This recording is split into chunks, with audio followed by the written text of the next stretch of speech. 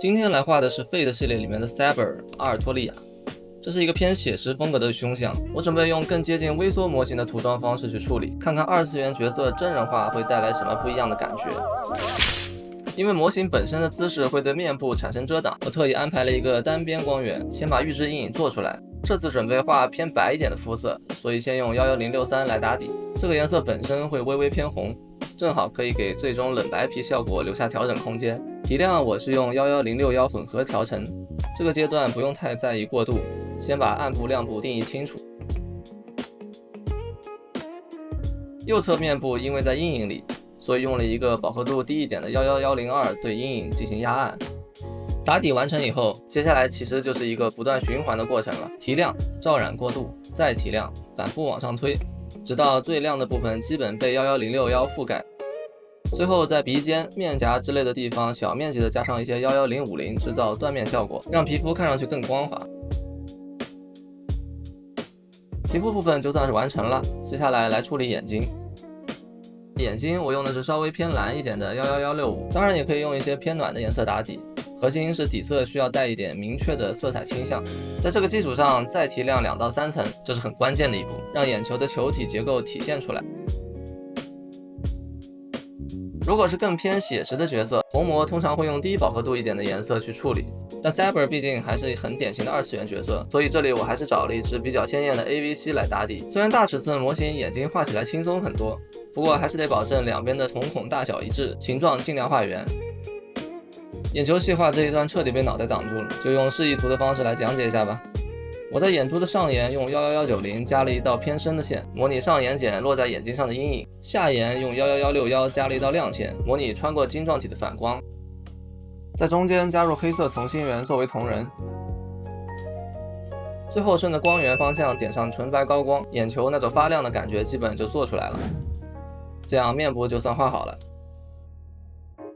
Saber 的金发我用了11123和11117先铺开，先把头发大致分成2层颜色，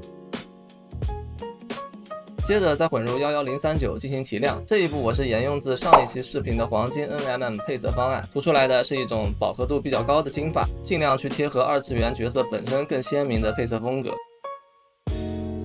钢铁部分我没有用金属漆，而是采用 NMM 技法来画。像这种大面积的板甲，如果只是单纯铺金属漆，颜色变化会比较少，看起来容易单调。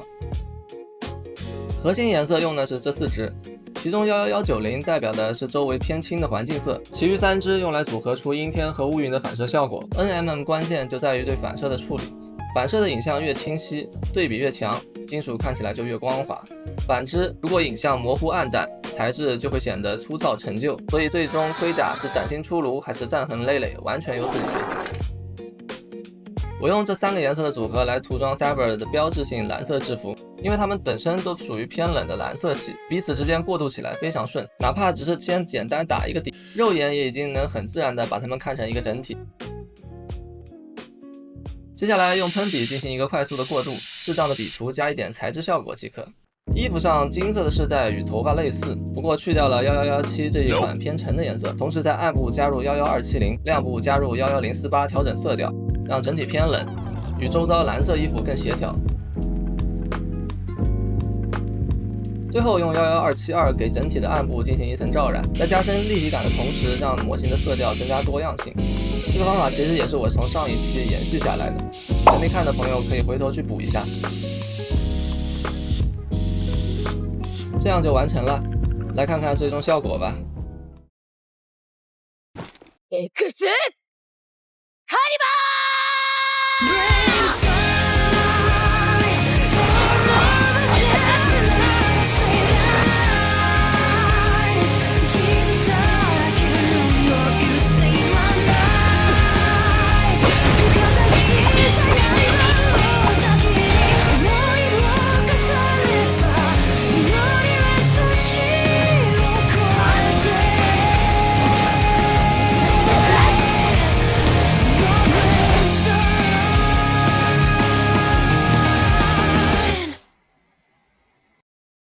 这一期下来，我感觉自己对镜面金属的画法有了更深的理解。相比之前的作品，这次对明暗区域的设置更加顺手，下笔也更加果断。很多时候进步不是一蹴而就，而是愿意把每一次尝试都认真落实。坚持下去，变化一定会慢慢出现的。喜欢这类涂装视频的话，欢迎点赞关注，我也会持续更新自己的涂装过程。下期再见。